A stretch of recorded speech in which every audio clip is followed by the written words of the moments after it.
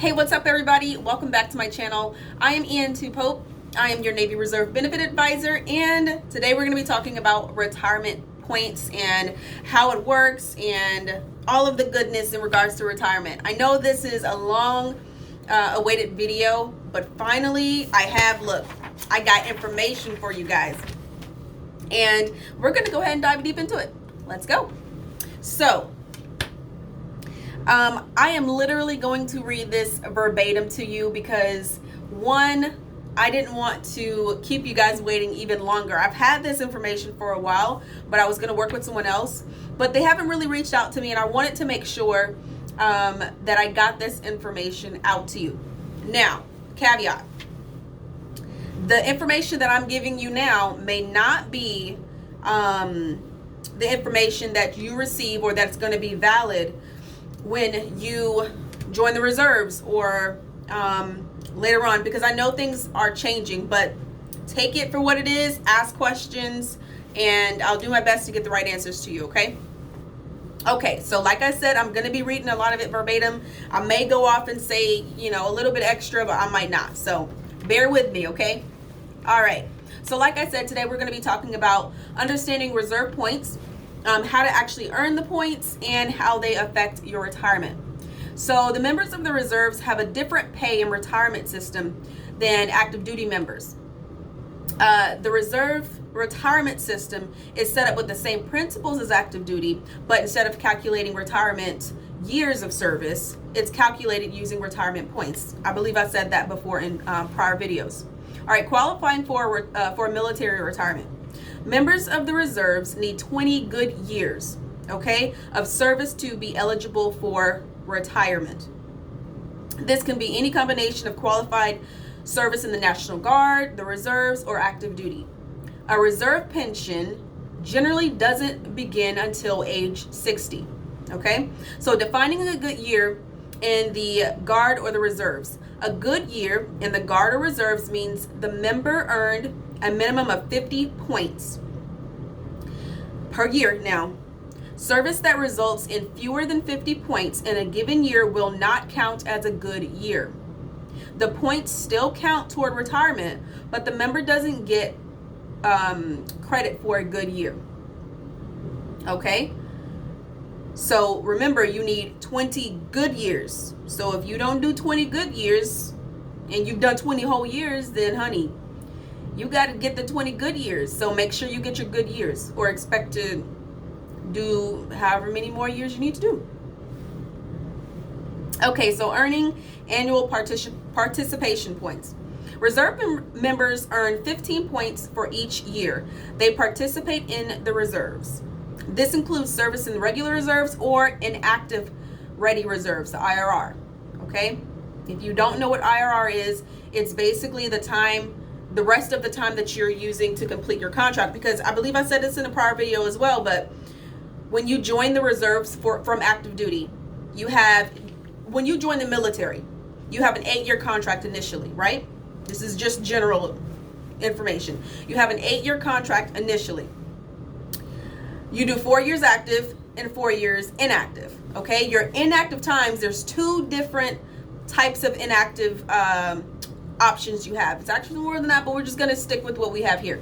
You have the IRR, which is, like I said, the inactive ready reserve, and then you have the SELRES, which is the selective reserves. Okay, so you can pick one. You can do the active reserves or you can do the inactive reserves. Okay, but the time, like it says here, I'm just going to repeat it one more time. Reserve members earn 15 points for each year they participate in the reserves.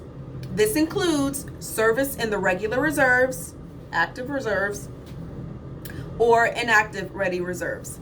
Inactive reserves, okay? The regular reserves are what comes to mind when most people think of the Guard or reserves. This is the 1 week in a month, 2 weeks a year. You probably heard your recruiter or retention officer mention this, okay? I'm just reading, like I said, down this piece of paper. Note, while 1 week in a month, 2 weekends a year is the common, I don't even know what that word is. Can't even read it, it's cut off, sorry. Many members of the Reserve Corps serve many more days than the minimum, or serve under a different schedule. Okay, ask questions, guys. Ask questions. Earning additional points through service. Service members earn additional points through their annual participation. Participation is broken down into active service and inactive service. Examples of this type of service includes active service, active duty, AD, active duty for training, ADT, active duty or annual training, AT, AT, and active duty service, IDT, which is the drills, your 1 week in a month, and membership and non-residential correspondence courses. That's when you go on Navy e-learning and you take some courses on there. Okay, so active service. Members on active service are paid active duty rates and benefits and earn 1 point each calendar day they serve in one of these categories. Active service includes active duty, AD, active duty for training, ADT, and annual training, AT. AT days are the annual 2-week training requirement, or the 2 weeks a year.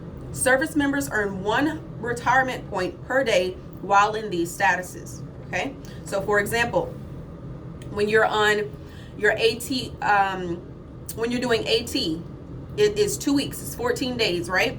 So you get 1 point per day. That's 14 points. Okay. When you do your drills, well, we're not going to get into that one because I need to make sure I have the right information on that one. Anyway, so inactive duty service. Members on inactive duty service can be in a paid or unpaid status depending on their type of service. The amount of points they earn can also vary depending on the type of service they are performing. Common active duty or common inactive service duty includes the weekend drills, performing in the honor guard, performing in the honor guard for funeral honors duty, completing correspondence courses, and other statuses. Drills are a paid status. Okay, drill periods. Each drill weekend consists of 4 drill periods.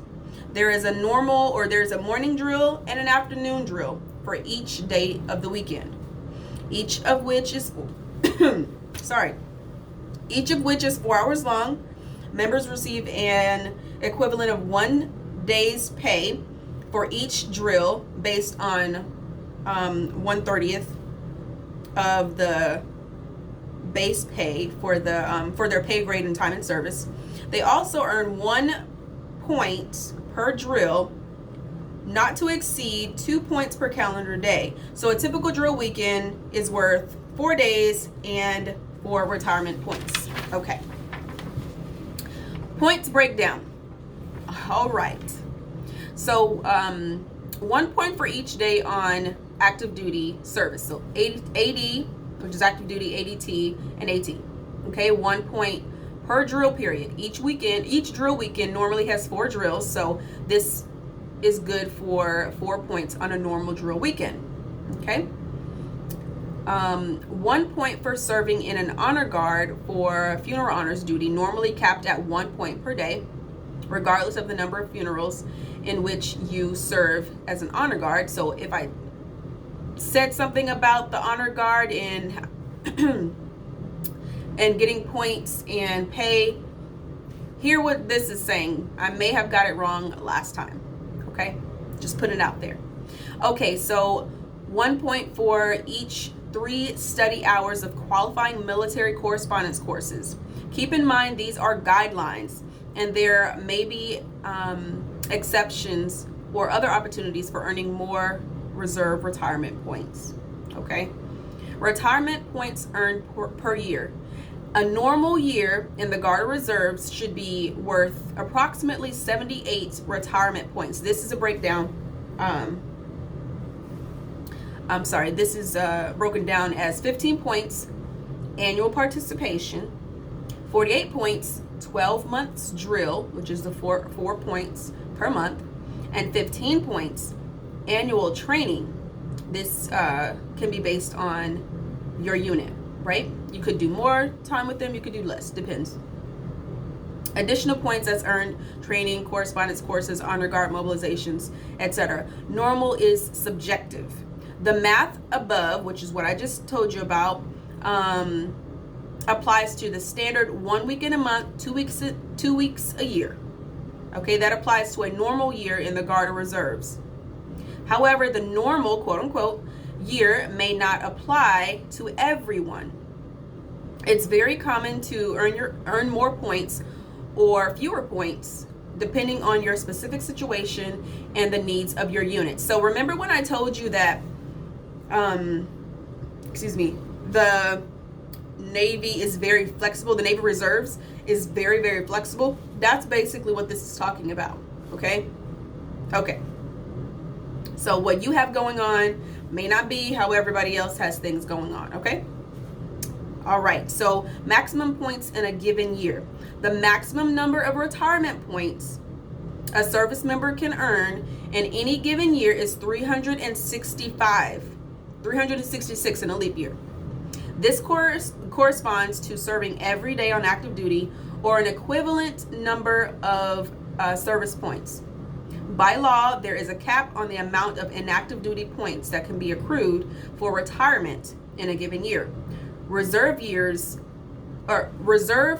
ends on or after 30 October 2007. Max of points is 130 points. Okay. Tracking retirement points. Your individual reserve year begins on your retirement retention year, typically the first day you join the military, and ends the day prior to the annual anniversary. For example, I enlisted in the Navy June 13, 2006. My reserve year runs from June 13th through June 12th the following year.